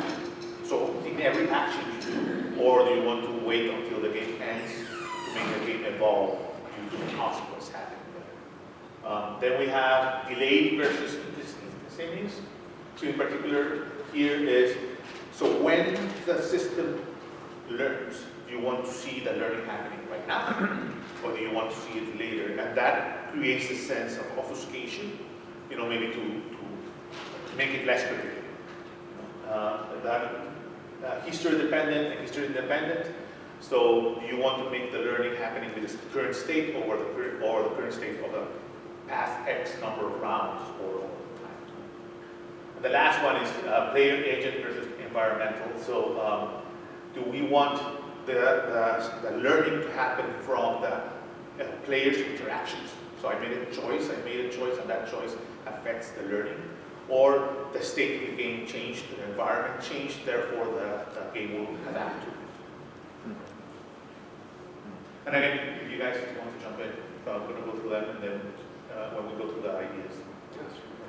Okay, so we'll start with one. Okay, so once we kind of lay this out, we of all these different types of parameters and different types of systems and learning systems and things like this, we tried to build up some models that, you know, kind of, you know, baby models or just examples of the way that these things might be used. And obviously these are not really fleshed out, and these are just kind of first order ideas. So the first one was one of mine, is the idea of board phasers. So for those of you that watch Star Trek, know that when you face the board, that they adapt to the phasers. Okay, so an example of a system might be that if I'm attacking the board, maybe I've got my phasers set to a 2-digit number, like 35, for example. And then in the board deck, when they try to block the phasers, they just got a stack of numbers, a bunch of different number cards. They would flip up 2 cards. And if they get 3 or they get 5, then they would stop part of it. If they get 35, then they would stop it completely. If they get something else, then maybe they don't stop at all. So just as a simple system, you know, maybe you flip up 2 cards, and if it blocks, you know, then maybe you add another one of those numbers. If it doesn't block at all, maybe you take one of those cards out of the deck. And then as you keep shooting at it with the same phasers, over time it will block more and more and more of what you're doing. And a way that could be used in a game potentially is maybe you have an action to switch your phasers to a different frequency or something else to change, so that it's better now against that particular deck. But doing that comes at a big cost or something like that, a lot of time or something. And so you got to decide, am I going to try to chance it, or how good is this deck against stopping the phasers and things like that. One of the things that brings out, though, is, which can be happening with Real AI, is that you can actually, you've got to kind of reset it, right? So if you've got a deck really tuned to 35 and then you change your code to 18, that deck is not going to be able to deal with it at all. You're going to have to do something to kind of shake it out of that and kind of reset it. So you don't want, whatever system you've got, if you don't want to go too far down an alley, that if the player changes their approach, then it's going to be even worse off for having adapted to what you're doing. So that was one idea. The adaptive automa deck. Let's talk about that. John, maybe. Here's.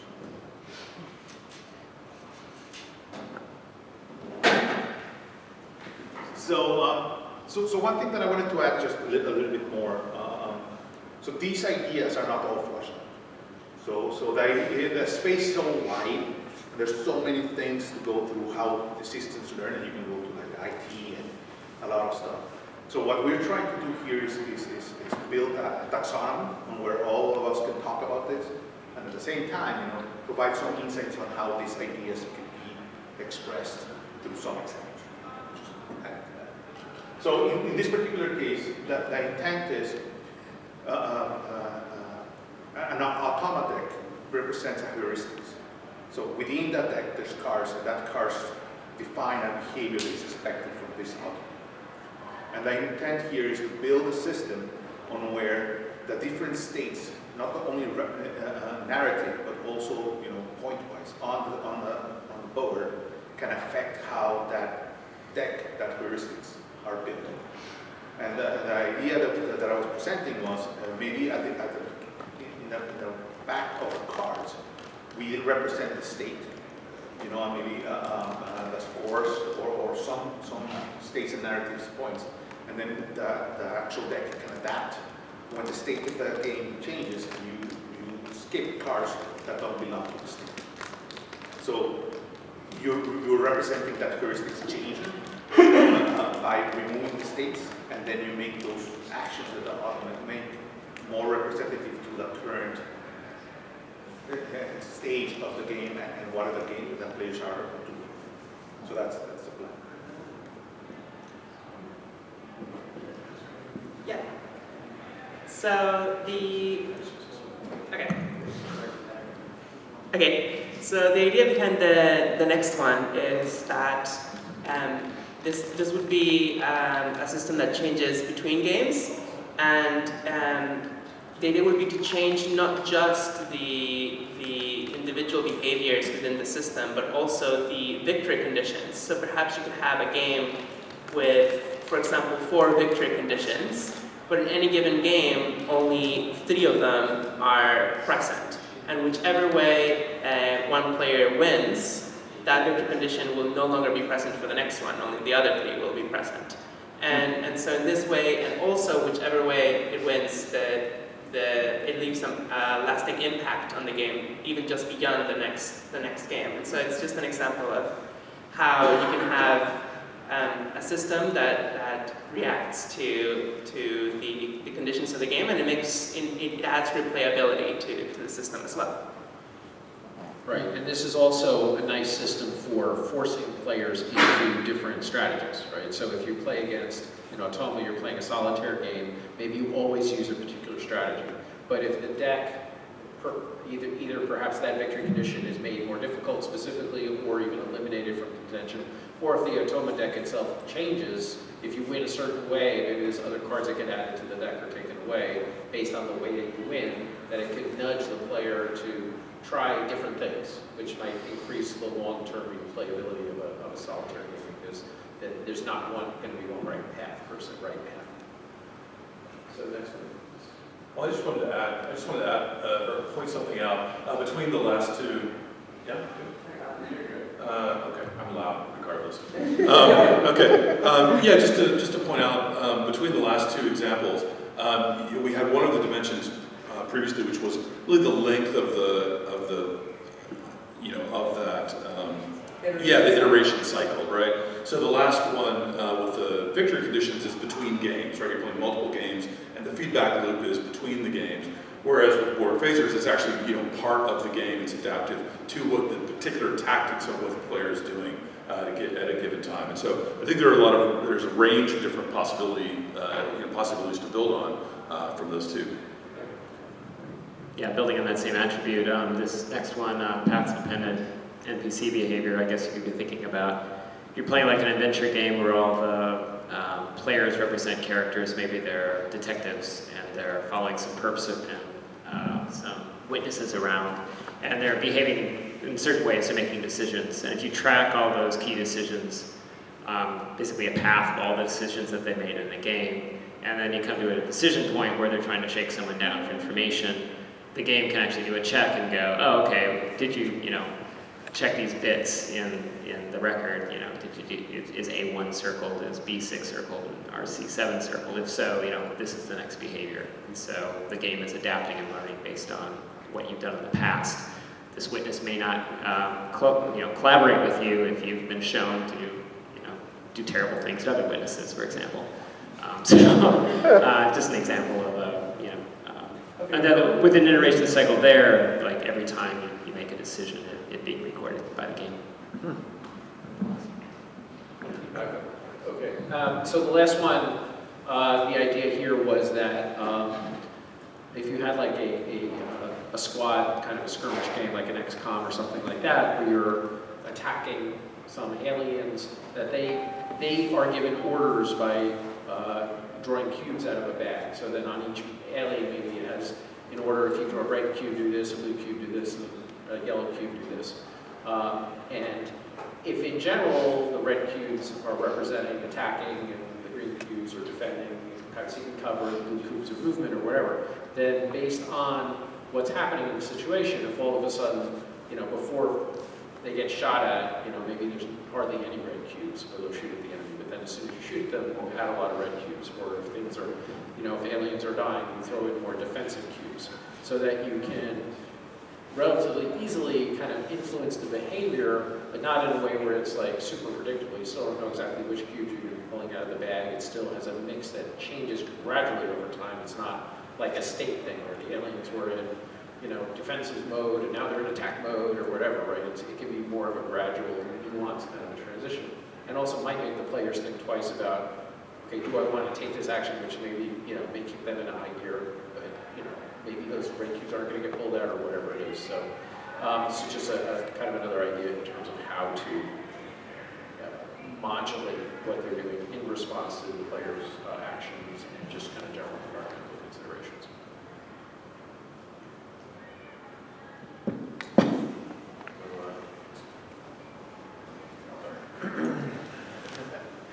So, we've gone through the taxonomy, and we went through why this is important and why we believe this.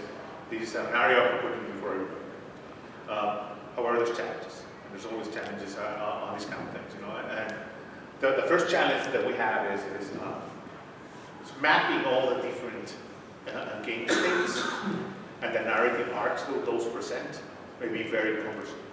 There may be too many end states, and maybe the states are too variable. So adapting to that, having a complete system may be very difficult to plan around. They may make the learning, fluffy or not deterministic at all. So that's a problem there. And then it may become this learning process, instead of helping, the game perform better or the experience to be better, it may create an overhead, and a mechanical nightmare. So you have to be able to measure if the juice merits the squeeze. The third is so it is important that we keep it simple and also at the component level. So if you add additional components that make not only that game more expensive, but it creates complexity by just having more stuff. So keep it simple is, I think, is a good principle to have. And then at the end, we talk a little bit about overall, it can make the whole experience more complex, which for many people may be not. So those are the four main challenges we have. I think that's easy. Okay. So now we're open for questions and answers. Go ahead. Aside from the fact that we're not app developers and it can be expensive, is there any kind of benefit to having a completely cardboard-driven AI versus some sort of technological version? Yeah, so we definitely at the very beginning narrowed our scope to physical systems, because the realm of AI implementations is like almost a slightly different topic. Yeah, but I think the benefit is that well, obviously, as you said, there's a lot of logistical challenges to an app integration.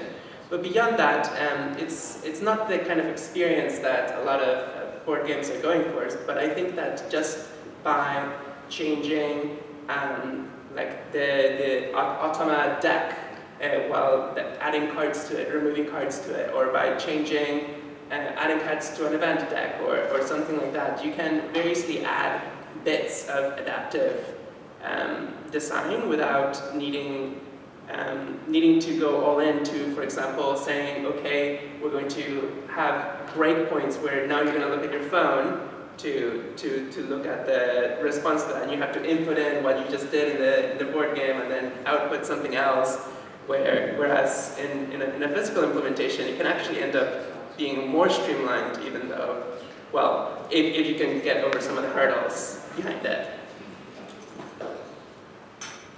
But yeah, I mean, the one thing that apps can do, one of the things we discussed a lot was, can a game surprise you? Can a board game surprise you with what it's doing, right? And so even we're talking like with the, the board thing, or with the, with the mixing up of the cubes or whatever, right? I mean, you maybe kind of not know for sure what it's going to be, but you know the range of possibilities, right? Whereas if, somebody updates their app and all of a sudden, you need to try out some weapon you never seen before, didn't know was even a possibility, and it comes out. And you can kind of do that a little bit with legacies and unpacking things, but if you're putting a card in the deck, if the game system says put this card in the deck, you can see what it does, and you know it's coming, that it's now within the realm of possibility. Although there are some games. We're supposed to read that card, there are some games where there's like multiple cards. I think it's seven continent. There's like card 25. It says put in card 25, but there's 4 different card 25s. You don't know which one you got, right? So there's things you can do, but yeah, I mean, apps certainly can do a lot better job of surprising you, but I think it's harder for them to integrate the game state and stuff like that. This could be more for the players. Yes, sir. I'm going to channel my inner Sarah Ship here. The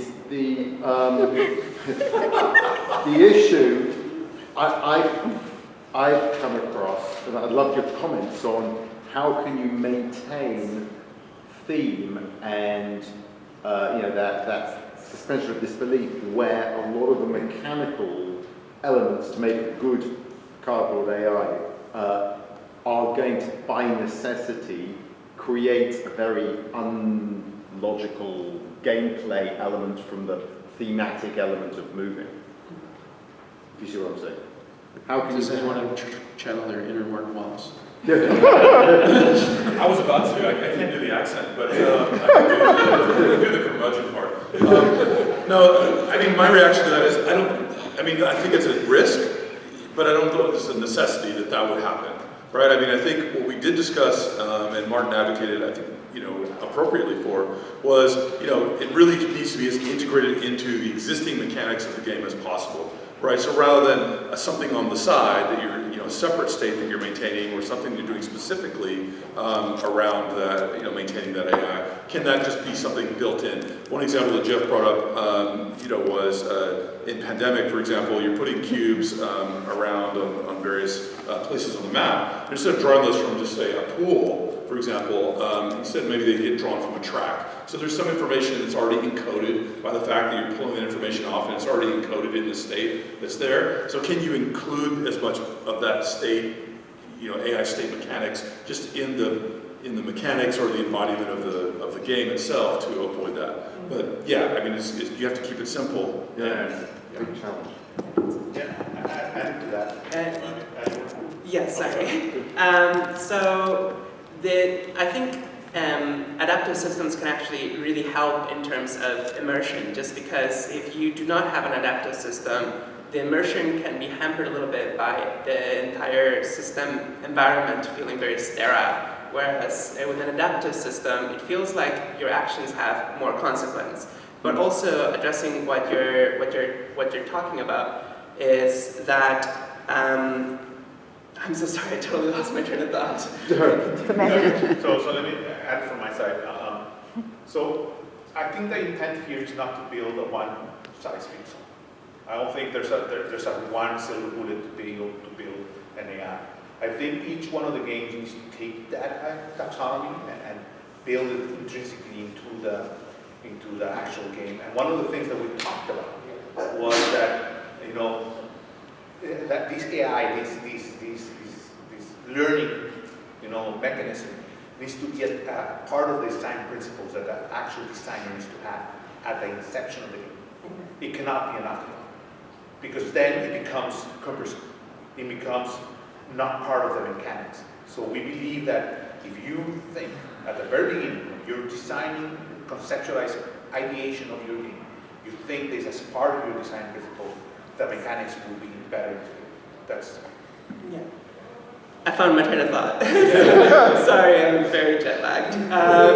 So part of the question was, could it break the immersion by leading to decision spaces that are not logical because you're just trying to, perhaps the fear is that the player will end up making actions not because of their own individual goals, but because they know how it will make the system adapt. But yeah, so I think that there definitely is a balance between how much of the decision making of the player is based on changing the adaptive system versus how much is just something separate from that, and the adaptive system is simply a consequence of that. And I think ideally, at least I think ideally, the adaptive system is a consequence of the player actions and not something that the player is actively trying to change with the actions that they're taking. Because I think that then you could end up with illogical situations that break immersion. I'm curious, this is most often used in relation to solo games, but there are quite a few games that I've encountered that only function at a particular player count, and if you play at a different player count, they use some kind of automated alternative for it. Did you look at that at all in this, and if so, do you think any of these could be applied in those contexts? Yeah, I mean, I think, yeah, one of the main use cases for that is the coin games usually come with flowchart AI players to play each side in case you don't have them. And yeah, we certainly looked at that, and some of them already kind of adapt to the player board situation if they're like super complicated. You go through a whole flowchart, if it's this to this to this to this to this to this, and then you go to subchart 8, you know, whatever. And you know, I think that there might be mechanically better ways to do it than a flowchart. But you know, just historically, that's kind of the way that those things are. But yeah, we talked about that. But it's hard. A flowchart kind of has the adaptability built into it. It's not like you're going to piece together a flowchart. It's just going to send you different routes depending on what's going on.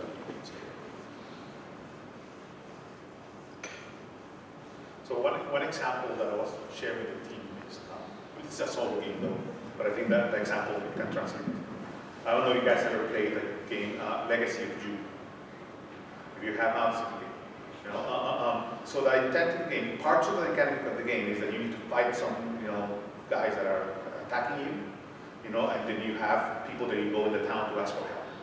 And part of the actual mechanics of the game is to add and remove those depending if you win or not or whatever you do. So that's a good example of how adaptability can happen through the game. And it's intrinsically part of the mechanics, which is cool. Another example.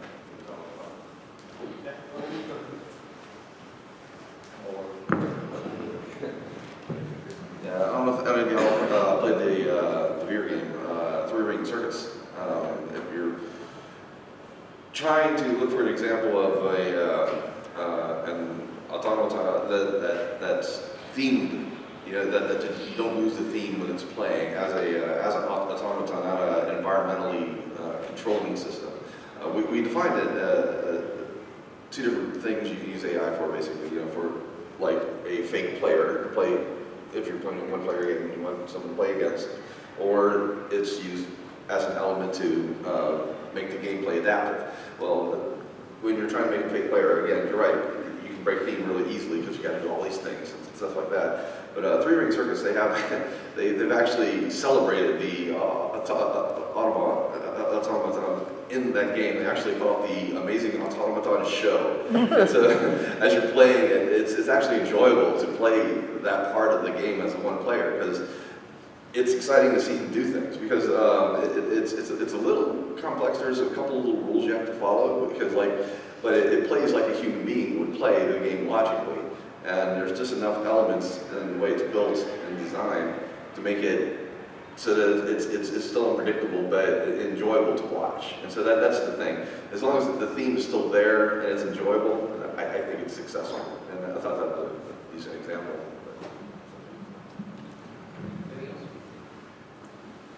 Okay, thank you. Thanks, everybody.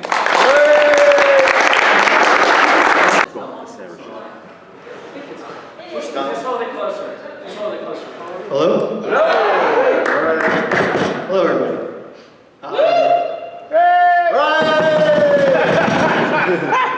Thank you.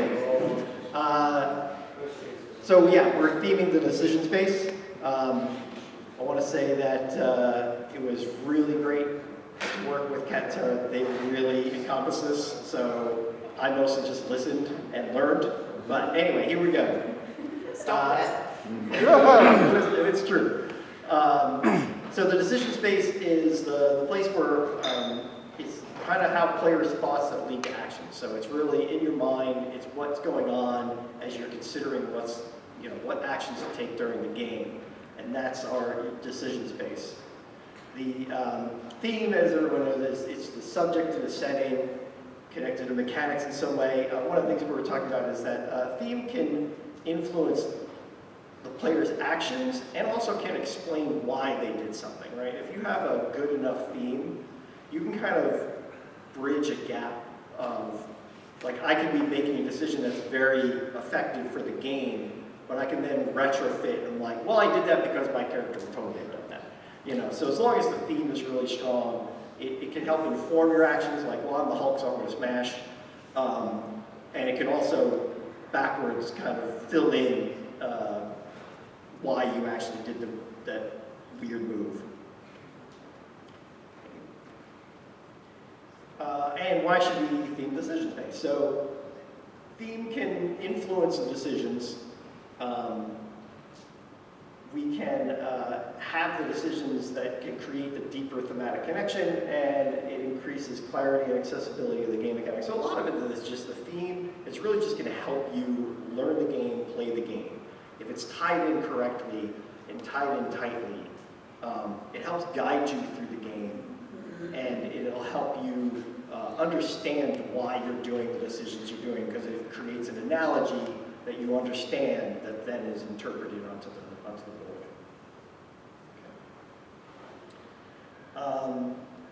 And how do we infuse the theme to the decision space? So we're going to go over these as different sections, but there's understanding the elements of the decision space, understanding your audience, and then how to communicate that to your audience. So to start off, here we go.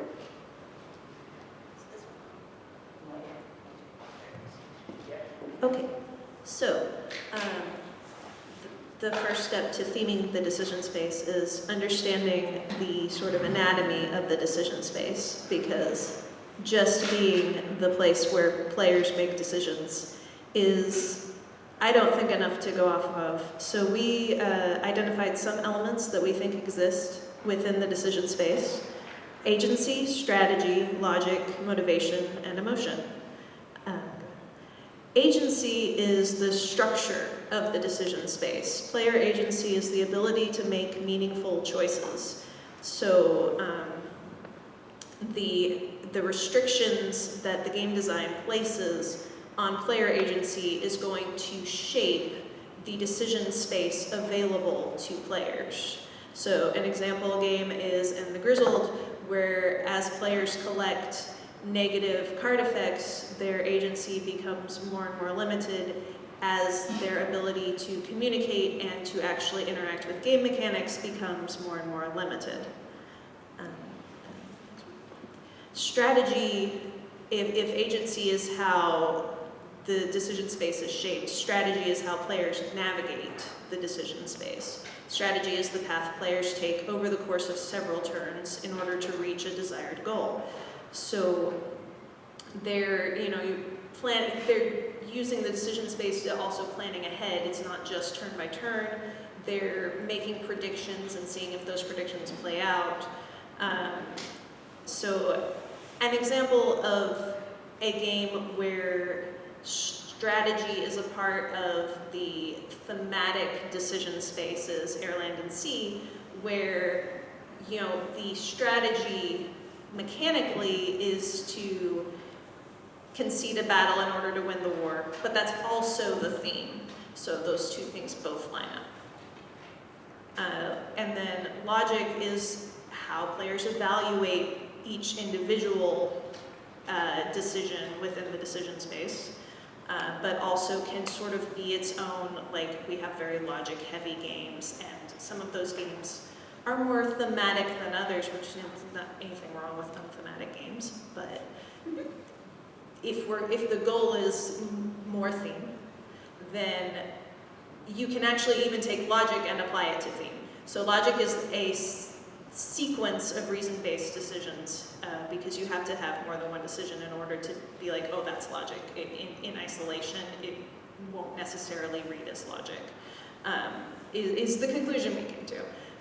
So our example game for a game where logic intersects with theme within the decision space is Search for Planet X, where it is a logic puzzle, but the theme gives you a character that you're portraying as an astronomer. You have these thematic goals, and the way you're making decisions, the way you're taking actions is thematic, like using logic is thematic to the theme.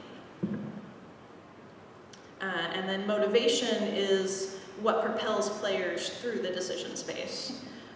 Motivation are the drives that push players to take actions. So there could be intrinsic motivation that players bring to the table. They might have in-character motivation that they adopt from the characters that they're playing in the game.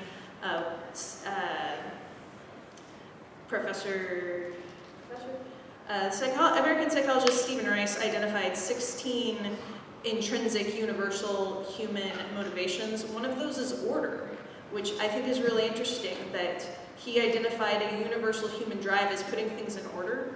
And we see that in a lot of Euro games where you have to do things in the right order. And I think that like the game Ex Libris is really interesting because it takes that drive and it gives it a thematic reason that you're a librarian. And so of course these cards have to be in order because they have to be alphabetical because it's a library. Which real librarians are like, that's not how we organize. But it's more accessible to non-librarians to make it alphabetical. And so then we get to the one that's a little trickier, but emotion is the seasoning of the design space. It adds the flavor, it's deep decision space. He started it. Not you, he started it. It was on the thing this morning. So it deepens the experience. Player emotions can deepen the thematic experience because the things that move us also attach us, form memories. And almost no one here is a robot, almost no one. And so all of the decisions we make, even the logical ones, also have emotions attached to them. So the best game we could think of, because no one could disagree with this, is that by hour 6 in diplomacy, every emotion you're making is an emotional one. Or every decision you're making is an emotional one. And so, like, yes, diplomacy is the most emotional decision space of all games, obviously.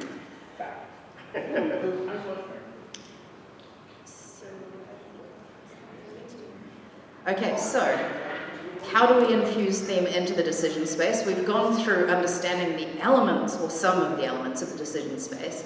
Now the important thing is to understand our audience. Now I know that this is controversial and some game designers think that their audience is not important. They're wrong. So let's talk about understanding our audience, because when you're designing a game, Every aspect of what you're designing, whether you recognize it or not, is targeted at whoever is going to play the game. So, why does that matter? Part of that is that if you don't understand your audience, you can't actually get them to play the game. How do you get them playing the game? We need them working through that decision space, and the theme can lead them through that. So one of the things that we think is really important is that you don't expect your audience to do the work you're not willing to do. One example of asking the audience to do the work that you are willing to do, for example, would be in role-play games, right? So you're giving them some stuff and then they're running off and they're working with that, but don't expect them to fill in those gaps in games where that's not part of the theme, that's not part of the process. The other thing that's really useful is to leverage your players' pre-existing knowledge and inclinations. This is really obvious, right? You're all going, well, yeah, duh. But if you don't actually think about it when you're designing that game and you're connecting it with the theme and you're thinking about these people working through their decisions, if you don't think about what they already know and how they're going to interpret it, you could be sending them down completely the wrong path. Right, so we've talked about the elements of the space, we've talked about understanding the audience. Now we've got to make sure that now we understand who this is for, that we're communicating to them in a way that's appropriate. That's really straightforward. You've just got to understand the level of theme that you need to include in your game to enhance that decision space for your audience without turning it into a barrier. So earlier this evening we've had several people who've covered the ways in which you can actually create barriers for your audience through games, so I won't rehash that too much. But if we just think about the fact that if your audience is kids, you don't want a great big thick rule book with this much lore in the front of it, because they don't want that, and what you're actually doing is creating a barrier so they can't access the theme and they can't use that theme in their decisions. So what we should be doing is using that theme to add clarity and increase accessibility. So, how do we implement theme?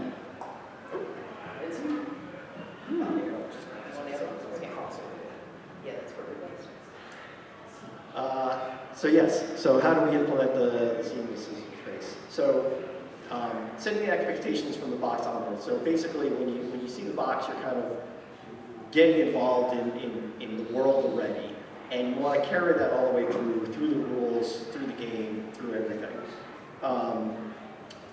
Align the theme and mechanics to match the intended experience. Some of these are just fairly self-explanatory in there. Use actions to create the story moments in the game. Tailor thematic UX to audience expectations. Some of this is tricky because we're not necessarily just talking about the UI, like what's on the board and how it looks, but really how they're flowing through it all. Some consideration to how you move through the game mechanics and the UI of it being thematic in some way. And then balance the meaningful choices with rules restrictions. So, we've always heard, like, if you could do anything, you're probably going to do nothing.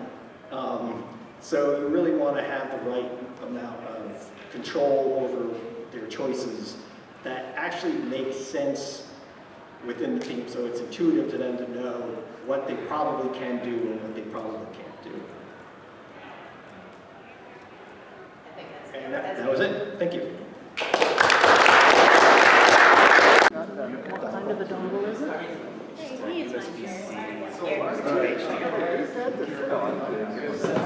Yeah, I'm going to get Say the important stuff first. But it's being faced. Are they going to see the idea that it works for everyone? Our group was on replayability and we're going to be fast, and that's the faster we are. Be good. Be good. All right.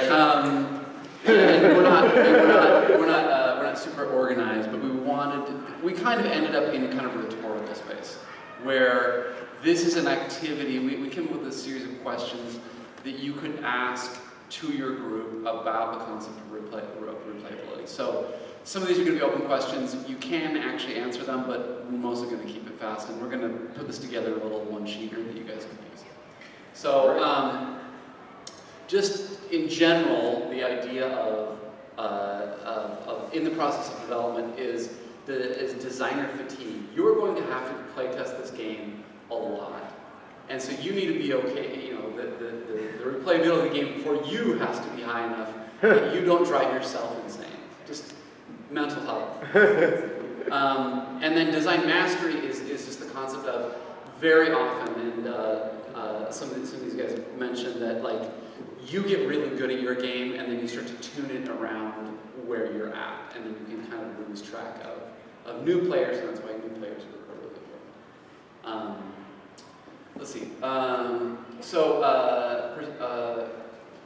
The perception of value. So this is like the beast of replayability as a virtue in modern board gaming. That's become its own thing. It even means different things. But like, this customer wants this concept of replayability. And what does that mean? We had some stories of like designs getting rejected because it wasn't replayable enough. It's like, what does that even mean? Like,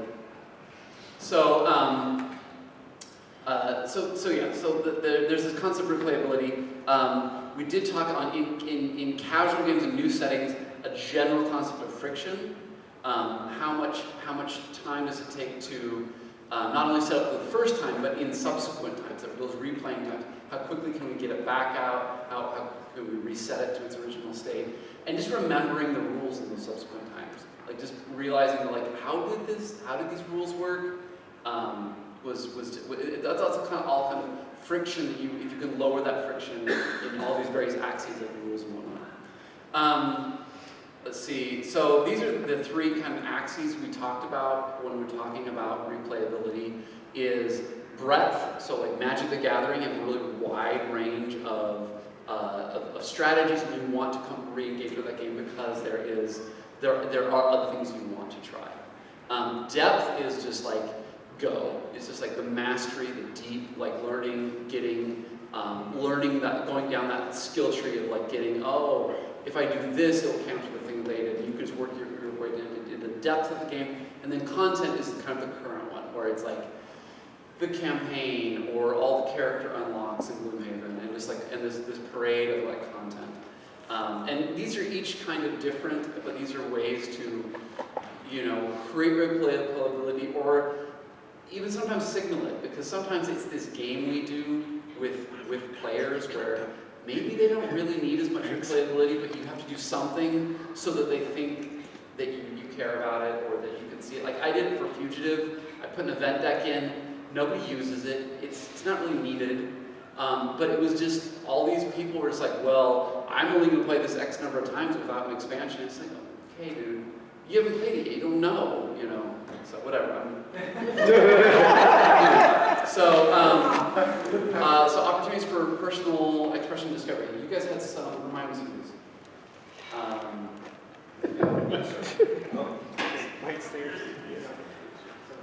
Yeah, we talked a little bit about asymmetry. We talked about how games that inherently define their players as different from each other encourage you not just to play the game again, to explore new strategies, but the way that they might allow you to explore personal expression. That as you lock into certain elements of an asymmetric game, you might see yourself reflected more deeply in the game's design, and that of course inherently brings a player closer to it. What else did we talk about? Character expression. Oh, that's yeah. I was like, I don't think that's it. But yeah, we talked a little bit about how the other thing that's happening here beyond just this personal expression through asymmetry is that we also talked about games that provide the opportunity to discover new things, not just about how to play them, but about how you're playing them. We talked about how certain games can encourage the discovery of new mechanics or seeing mechanics in a new way, and how that can change how you play them and compel you to play the game. Very often there can be a combination of moves or a strategy that you just didn't see. And so how do you breadcrumb your way? Because sometimes someone will bounce off of a game, not understanding there's deeper levels to the game, and then interact with another group of players and be like, oh, we didn't even know you could play it that way. And so are there ways you could breadcrumb in the rules or something to indicate that there are other levels that they might just miss whole cloth? And then we did talk about generally like a real upside to this general concept of replayability is the virality of games or the spreadability of games. And that your game can get to more people over time as it becomes part of the zeitgeist and kind of gets out there. So, I mean, it is a good thing, and there's a lot of ways to address it. But yeah, it's this double-edged sword, and we kind of have two main categories. Why, do you need replayability as like a core concept? And then if you're going to have it, like how? And that's different for some of the different methods for that. So, what did this guys say? Okay. Speed record. Hey. Can you give that presentation again, but make it more fun? Simon says no.